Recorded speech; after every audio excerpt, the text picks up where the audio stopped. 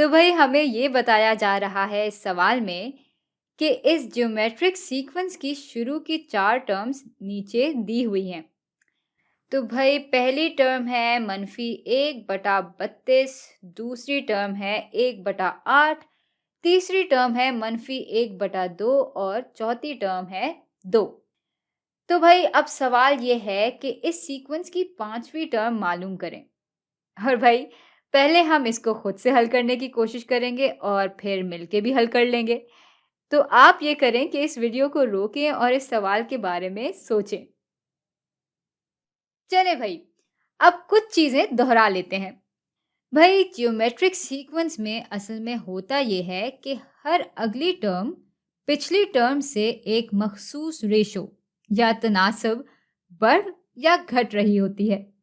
और ये जो रेशो होता है इसको हम नाम दे देते हैं मुश्तरका तनासब या कॉमन रेशो का।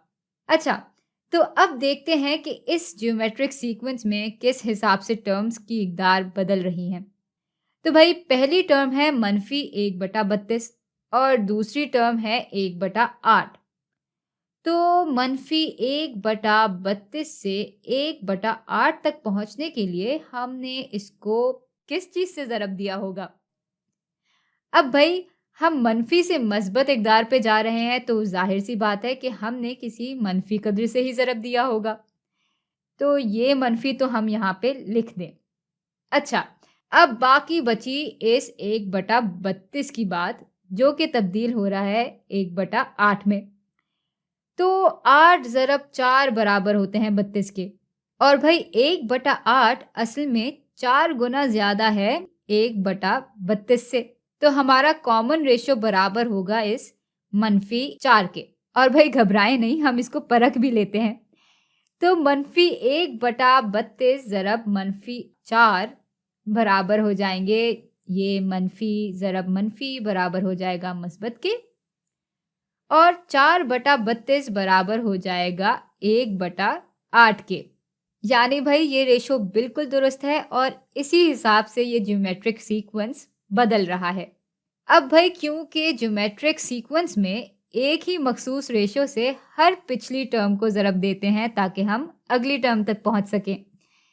तो जब इस पिछली टर्म यानी इस 1/8 को ज़रब देंगे -4 से, तो देखते हैं कि यही कदर आएगी या नहीं। तो भाई 1/8 ज़रब -4 यहाँ लिख लेते हैं और फिर इसको परख लेते हैं। तो मनफी ज़रब मस्बत बराबर हो जाता है मनफी के, और 4/8 बराबर हो जाता है 1/2 के। तो ये हो गया -1/2। और हाँ भाई, यही हमारी तीसरी टर्म की कदर है। चले अब चौथी टर्म को देख लेते हैं। तो ये -1/2 ज़रब -4 बराबर हो जाता है मस्बत 2 के। और यहाँ देखें तो वाकई सीक्वेंस की चौथी टर्म मस्बत 2 के ही बराबर है। अब भाई ऐसा करते हैं कि जो सवाल में पूछा गया है उसको भी हल कर लेते हैं। तो सवाल में हमसे 5वीं टर्म पूछी जा रही है। तो कोई मसला नहीं, हमें बस इस पिछली टर्म को ज़रब देना होगा इसी -4 से। तो 2 ज़रब -4 बराबर हो जाते हैं -8 के, और यही हमारी 5वीं टर्म की कदर है।